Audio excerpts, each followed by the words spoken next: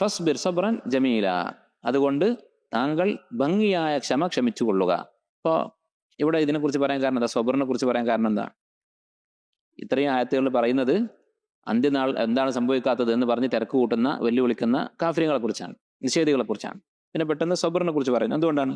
ഇവരുടെ ആക്ഷേപവും അവരുടെ പരിഹാസവും അവരുടെ വെല്ലുവിളിയൊക്കെ പരിഹാസത്തിന്റെ ഭാഗമാണ്.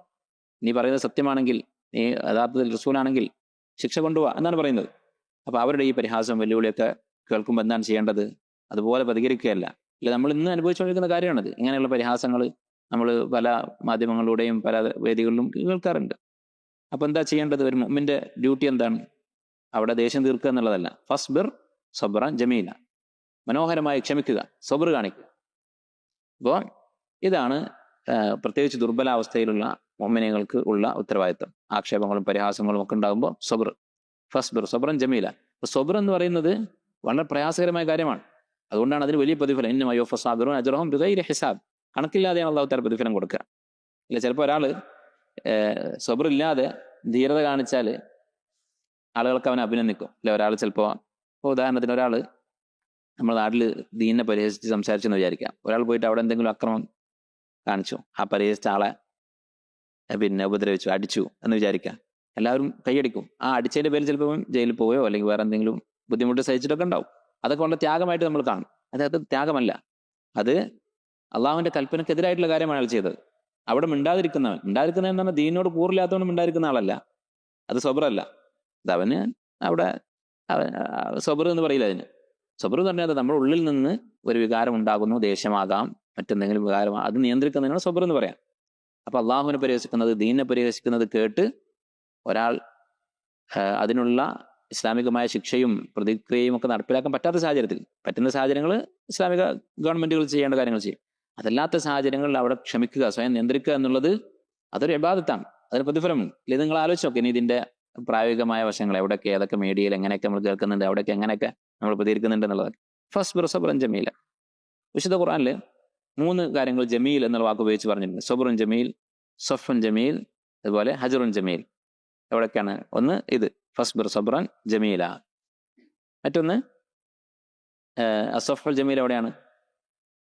വഇന്ന സഅത ലആതിയത്തുൻ ഫസ്ഫഹി അസ്സഫഹൽ ജമീൽ, സൂറത്ത് ഹിജ്റിൽ. ഫസ്ഫഹി അസ്സഫഹൽ ജമീൽ, വിട്ടുവീഴ്ച ചെയ്യുക. അതുപോലെ ഹജറുൻ ജമീൽ എന്നുള്ളത് സൂറത്ത് മുസമ്മിൽ. വഹ്ജുർഹും ഹജ്റൻ ജമീല വദർനി വൽ മുകദ്ദിബീന ഉലിൻ നിഅമതി വമഹിൽഹും ഖലീല വസ്ബിർ അലാ മാ യഖൂലൂന വഹ്ജുർഹും ഹജ്റൻ ജമീല. എന്താണ് ഇത് മൂന്നും? മുൻഗാമികൾ പറഞ്ഞത് കാണാം.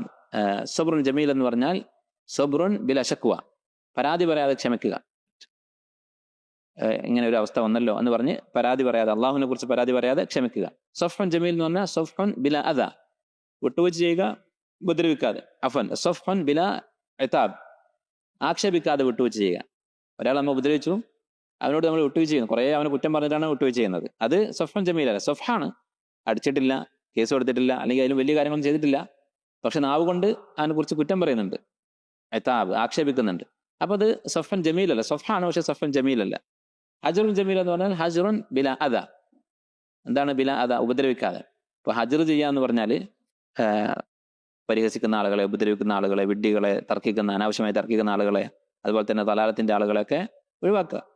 ഒഴിവാക്കുമ്പോൾ അവരെ ഉപദ്രവിക്കാൻ പാടില്ല, ഹക്കില്ലാത്ത രീതിയിൽ അവരെ ഉപദ്രവിക്കാൻ പാടില്ല. ഉപദ്രവിച്ചിട്ടാണ് ഹജർ ചെയ്യുന്നെങ്കിലോ അത് ഹജറുൻ ജമീലല്ല, ഹജറാണ്, പക്ഷെ ഹജറുൻ ജമീലല്ല. ചിലപ്പോൾ നമ്മൾ നന്നാകാൻ വേണ്ടി നമ്മൾ സുഹൃത്തുക്കളെ ഹജർ ചെയ്യേണ്ടി വരും. നബി സല്ലല്ലാഹു അലൈഹി വസല്ലം ചെയ്തിട്ടുണ്ട്. 3 സ്വഹാബിമാരെ 50 ദിവസം അവരോട് സംസാരിക്കാതെ, സലാം പറഞ്ഞാൽ മടക്കുക പോലും ചെയ്യുമായിരുന്നില്ല, പക്ഷെ ഉപദ്രവമില്ല. അല്ല, അവര് 3 പേരും അവിടെ ഇങ്ങനെ ഒറ്റപ്പെട്ട് നിൽക്കുകയാണ്. അപ്പൊ അവരെ കുറിച്ച് ഇങ്ങനെ ഇരുന്ന് നമ്മൾ സംസാരിക്കുക, ഗീബത്ത് പറയാം.